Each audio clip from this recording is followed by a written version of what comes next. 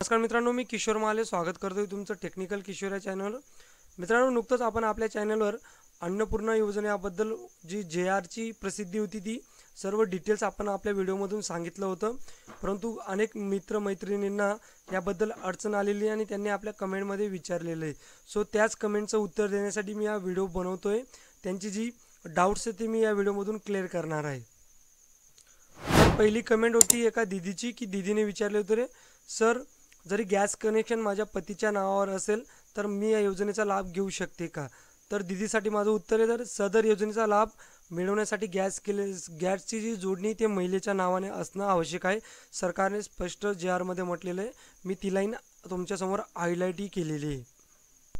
त्यानंतर दुसरी कमेंट होती कुणाची की सर जरी गॅस कनेक्शन माझ्या पतीच्या नावावर आहे, परंतु ते जरी मी आता माझ्या नावावर केलं तर मी या योजनेसाठी पात्र असेल किंवा लाभ घेऊ शकते का? तर त्यांच्यासाठी माझं उत्तर आहे, राज्य सरकारने JR मध्ये स्पष्ट म्हटलेलं आहे, ज्या कुणाचं जे गॅस कनेक्शन आहे ते 4 जुलैच्या पहिले हे महिलेच्या नावावर असेल त्यांनाच या योजनेचा लाभ मिळू शकतो। तर याही कमेंटचं उत्तर मी दिलेलं आहे आणि त्यांचा डाऊट मला वाटतं की क्लिअर झालेला आहे आता। तर मित्रांनो, या योजनेचा जो पात्रता निकष आहे तो तुम्हाला मी आपल्या नवीन व्ह्यूअर्ससाठी पुन्हा सांगून देतोय।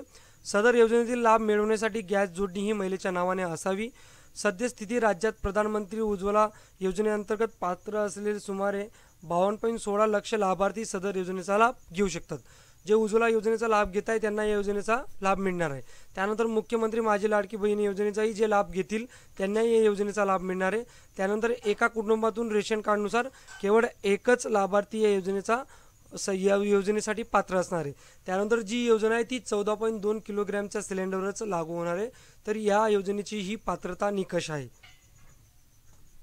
आता मित्रांनो, महत्त्वाचं म्हणजे राज्य सरकारने या योजनेचा JR प्रसिद्ध केलेला आहे, परंतु राज्य सरकारने कुठेच या योजनेची जी अप्लाय किंवा अर्ज करण्याची प्रोसेस आहे याबद्दल अजून क्लॅरिफिकेशन दिलेलं नाही आणि कुठलीही ऑफिशियल वेबसाईट, कुठलाही ऑफिशियल टोल फ्री क्रमांक राज्य सरकारने अजून प्रसिद्ध केलेले नाही। तुम्हाला मी एकच सांगू शकतो की राज्य सरकारने कमिट्या बनवलेल्या आहेत, ज्या जिल्हास्तरीय, तालुकास्तरीय किंवा राज्यस्तरीय काम करून जे राज्य सरकारकडे सगळा डिटेल्स देतील की कोण कोण या योजनेसाठी पात्र असणार आहे।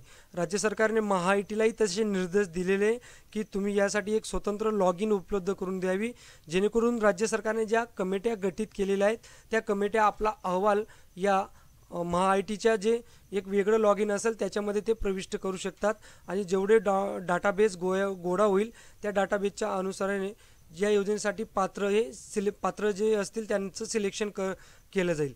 तर अशा पद्धतीने आत्तापर्यंत JR मध्ये क्लॅरिफाय राज्य सरकारने केलेलं आहे।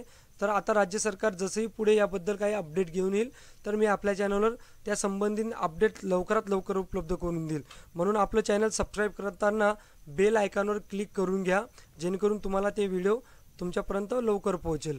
जास्तीत जास्त महिलांपर्यंत आणि मित्रांपर्यंत हा व्हिडिओ शेअर करा आणि अशाच लेटेस्ट टू अपडेट माहितीसाठी आपलं चॅनल सबस्क्राईब करायला विसरू नका। जय हिंद, जय महाराष्ट्र।